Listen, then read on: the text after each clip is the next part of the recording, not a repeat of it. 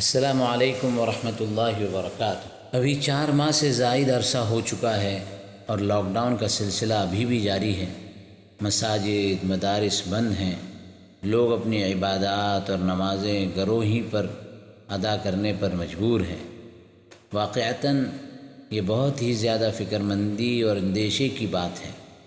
ضرورت ہے کہ ہم سب اللہ تبارک و تعالی سے اپنے گناہوں کی معافی مانگے، سچی پکی توبہ کریں اور اپنے پیارے اللہ کو منانے کی کوشش کریں۔ نماز عید الاضحیٰ کے سلسلے میں چند باتیں پیش خدمت ہیں۔ سب سے پہلی بات تو یہ ہے کہ لاک ڈاؤن کی موجودہ صورتحال کی وجہ سے کوئی مسلمان مسجد میں آ کر عید کی نماز ادا نہ کر سکے اور نہ ہی اپنے گھر پر ادا کرنے کے لیے قادر ہو تو وہ ہرگز گنہگار نہیں ہوگا اور نہ ہی اس کی عید میں کوئی کمی ہوگی۔ لیکن ہاں، اس کا مطلب ہرگز یہ نہیں ہے کہ عید کا کوئی اہتمام ہی نہ کیا جائے اور کھا پی کر یا سو کر وقت کو گزار دیا جائے، بلکہ اپنے اپنے گھروں پر بھی اپنی استطاعت و طاقت کے مطابق اعمال ادا کیے جائیں۔ ذی الحجہ کی ابتدائی مکمل 10 راتوں میں اور خصوصی طور پر عید کی رات عبادت کا خاص اہتمام کرنا چاہیے۔ اپنے آپ کو لہو و لعب، کھیل کود سے بچاتے ہوئے نماز، ذکر و تلاوت، تسبیح اور استغفار میں مشغول رکھیں۔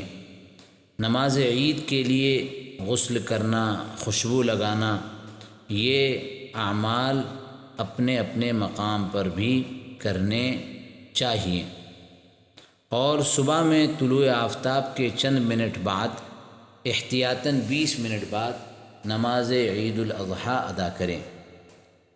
عید کے خطبے کے سلسلے میں ائمہ اربعہ میں سے کسی کے یہاں یہ خطبہ واجب اور ضروری نہیں ہے، لہذا اگر کوئی صرف 2 رکعت نماز عید ادا کرے، خطبہ نہ پڑھے، تو اس کی بھی گنجائش ہے۔ ہاں، نماز عید کے سلسلے میں حنفیہ و شافعیہ کے یہاں احکامات میں کچھ تفصیل ہے۔ شوافی کے یہاں 2 لوگ مل کر بھی نماز عید باجماعت ادا کر سکتے ہیں، جس میں ایک امام ہوگا جو نماز پڑھائے گا اور نماز پڑھانے کے بعد خطبہ بھی دے گا، جبکہ حنفیہ کے یہاں اس سلسلے میں اذن عام وغیرہ کے شرائط ہیں، جس کی تفصیلات اکابر علماء و مفتیان کی تحریرات اور آڈیو ویڈیو وغیرہ میں موجود ہے، وہاں معلوم کی جا سکتی ہے۔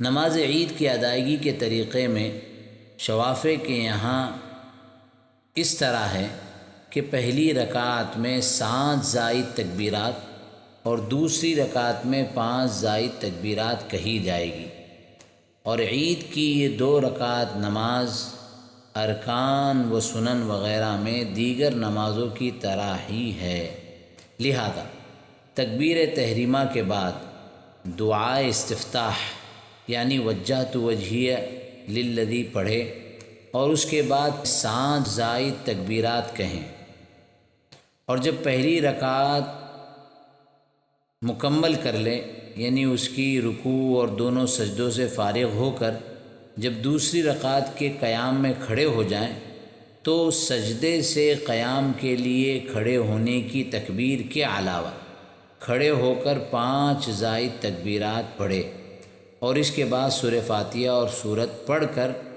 ما بقیہ نماز مکمل کر لے۔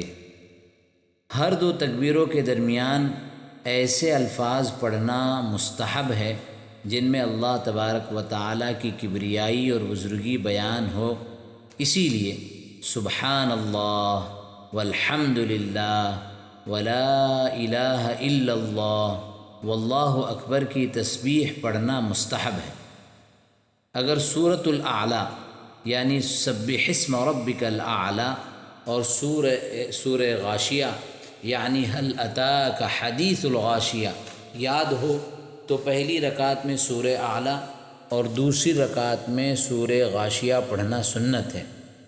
نماز کے بعد جمعہ کی طرح عید الاضحیٰ کے 2 خطبے پڑھے جائیں گے، جو عام طور پر بہت سے احباب نے اس کو نقل کیا ہے، اس کو دیکھ کر پڑھ لینا چاہیے۔ نماز اور خطبے سے فارغ ہو کر تقبل اللہ منا ومنکم کے ذریعے ایک دوسرے کو مبارکباد دینا بھی اصحاب رسول صلی اللہ علیہ وسلم سے ثابت ہے۔ لہذا عید مبارک کہنے کے بجائے تقبل اللہ منا ومنکم کہنا زیادہ بہتر ہے، لیکن عید مبارک کہنے میں بھی کوئی حرج نہیں ہے۔ اللہ تبارک و تعالی آسانیاں مقدر فرمائے اور قبولیت سے نوازے، خیر اور عافیت کا معاملہ فرمائے۔ والسلام علیکم ورحمۃ اللہ وبرکاتہ۔